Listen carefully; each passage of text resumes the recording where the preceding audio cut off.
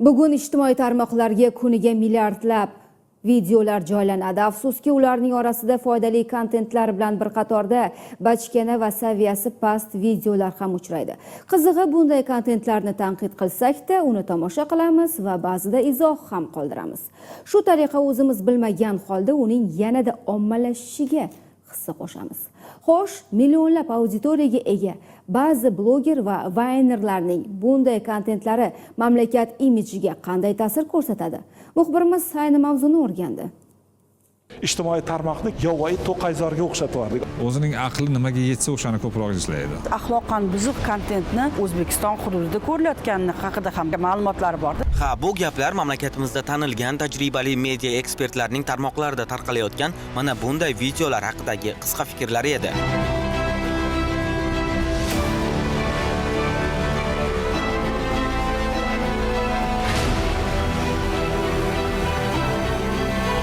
Bunday video kontentlarning tarqalishini yomon deyapmiz, ammo soatlab telefonda o'tirib turli reelslarni tomosha qilib, ularni million marta ko'rilishiga hissa qo'shayotgan o'zimiz-ku. Hatto shunaqa statistikalar borki, axloqan buzuq kontentni mana shu O'zbekiston hududida ko'rilayotgani haqida ham ba'zi statistika ma'lumotlari borda. Demak, auditoriya mana shu narsani ko'ryapti. Biz bilamiz, algoritmlar shunaqaki, nimaga talab bo'lsa, o'shani ko'proq boshqalarga taklif qiladi. Demak, O'zbekiston hududida shunday narsaga ehtiyoj bormi? Xuddi shu narsani TikTok ham, Instagram ham yoki bo'lmasam aytaylik, mana shu YouTube ham aynan mana shunaqa kontentlarni taklif qiladi, tavsiya qiladi boshqalarga ko'rish. Ijtimoiy tarmoqlarda soatlab vaqt o'tkazib yuborishimizning asosiy sabablaridan biri ham shu.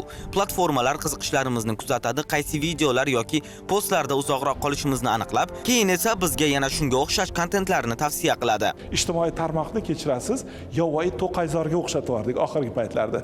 Buni cheki bor, buni chegarasi bor, buni javobgarligi bor. Bu mag'ir kontent rekka chiqyapti va rek buni tavsiya etyapti, algoritm tavsiya etyapti va odamlarimiz o'sha ko'pikni ichida qolib ketyapti. Trash blogerlarning bunday kontentlari nafaqat vaqtni behuda sarflash, balki insonning fikrlash doirasini ham chegaralab qo'yishi mumkin. Agar inson kun davomida taxminan 2-3 soat vaqtini mana shunday trash kontentlar yoki vaynlar, bachkana videolar ko'rishga sarflaydigan bo'lsa, bu bir oyda taxminan 60 yoki 90 soat vaqt degani. Bir yilda esa taxminan 700 ming soatini inson mana shunday mobil qurilmalar orqali bachkana videolarni ko'rishga sarflaydi. Inson kim nimani ko'proq tomosha qiladi, nimani ko'proq izlaydi, o'zining aqli nimaga yetsa o'shani ko'proq izlaydi. Boshlang'ich emotsiya, boshlang'ich hissiyot yaxshi bo'lishi mumkin. Qaysidir muammoni o'zimizni ko'ryapmiz unlarda, masalan, o'zimizni ko'rib, o'zimiz ustimizdan o'zimiz kulyapmiz.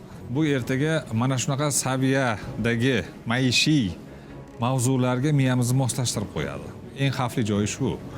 Biz endi jiddiy mavzudagi asarlar yoki kontentni qabul qila olmaydigan bo'lib qolamiz. Ammo bu yerda yana bir muhim jihat bor. Ayrim kontentlar algoritm orqali butun dunyoga tarqalib, mamlakatimiz imijiga ham ta'sir qiladi. Masalan, milliy taomlar, tarixiy joylar, sharqona kolorit va urf-odatlar aks etgan videolar mamlakatga qiziqishni oshiradi. Aksincha, janjal, odobsizlik yoki trash kontentlar xorijliklarda butun xalq haqida noto'g'ri tasavvur uyg'otishi mumkin. Masalan, o'tgan safar ko'rgan bo'lsangiz, bir yosh san'atkorlarimizni chiqqan kichkinagina qo'shiqchalari qanaqa zo'r tarqaldi va odamlar dunyoda buni qo'yib berishdi, ijobiy imij yaratildi va bu Uspenskiy bolalar edi. Lekin yana bir kontent tarqaldi o'sha payt. Masalan, bir o'zbek qizini Moskva metrosida yigitlarga tegajog'lik qilib yurgan haqidagi kontent. Va u qiz borib uni og'zidagi narsani olib yeb, mana shunaqa narsalar ham qildi va afsus bilan aytish kerakki, butun boshi mana shu komanda yiqqan bir aytaylik chiroyli imijchi bitta qizni bir o'sha Moskva metrosida qilgan bir xunuk harakatlari shuni yopib yubordi. Bitta video nimani hal qilardi deyishingiz mumkin, ammo mana bu keysning o'zi fikrlaringizni mutlaqo o'zgartirib yuboradi.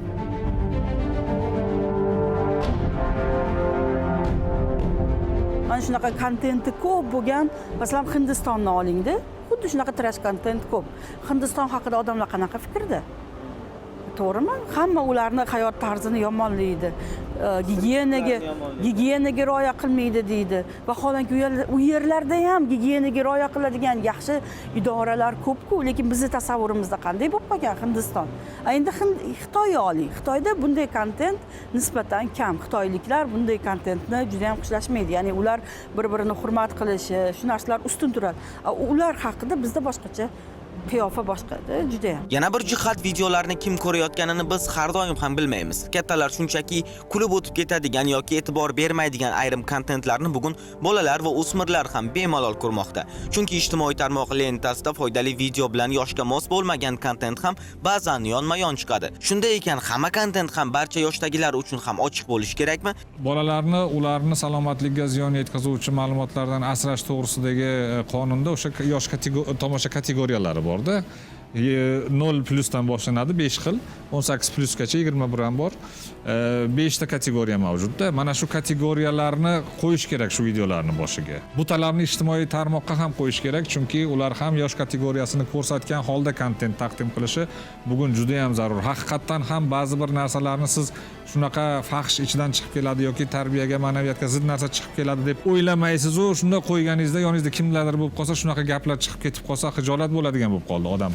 2025-yilda The Washington Post nashri 1100 ta obunachining 14,8 millionda videosini taxminan o'rganib chiqqan va bu barchasi ijtimoiy tarmoqlardagi Instagram, TikTok va YouTube'da kelib chiqqan videolar. Va aynan mana shu videolarning faqatgina 10%gina obuna orqali ko'rilgani ma'lum bo'lgan. TikTok, Reels va Shorts singari qisqa vertikal videolar shu darajada ommalashganki, Instagram foydalanuvchilari 2024-yildayoq platformadagi vaqtining yarmidan ko'pini Reels'da o'tkazayotgan edi. YouTube Shorts esa 2025-yil oxiriga kelib kuniga 200 milliard ko'rish darajasiga yetgan. Bu esa insonlar har qanday tarmoqlardagi axborotga bog'lanib qolayotganidan, shu bilan birga dezinformatsiya nihoyatda urchib ketayotganidan dalolat beradi. Blogerlarga bilasizmi, qaysi tomonda masalan odamlarimiz, auditoriya, bugungi auditoriya juda qattiq ishonadi. O'sha ishonchni ham oqlash kerak-da. Masalan, ishonchni orqasida kechirasiz, mas'uliyat degan narsa bo'lishi kerak. Auditoriya o'qiyaptimi? Masalan, o'sha 500 mingmi, 1 million prosmotr bo'ladimi o'sha tayyorlagan material, lekin uni asosi bormi o'sha tarqatilayotgan axborotni? Bu juda ham bir muhim narsa. Demak, masala tarmoqlarda qanday videolar borligidagina emas, biz qanday kontentga talab yaratayotganimizda ham. Har bir ko'rish, like va izohlar, shuningdek ulashishlar algoritm uchun muhim signal. Shuning uchun raqamli makonda muhitni faqat bloger yoki platforma emas, auditoriyaning o'zi ham shakllantiradi. Ya'ni trash content sizga yoqyaptimi, ular ko'proq ishlab chiqarishga harakat qiladi. Shu sabab ham har bir ko'rayotgan videoga e'tiborli bo'lish zarur. Internet bizga nimani ko'rishni taklif qilishi mumkin, ammo nimaga e'tibor berishni baribir o'zimiz tanlaymiz.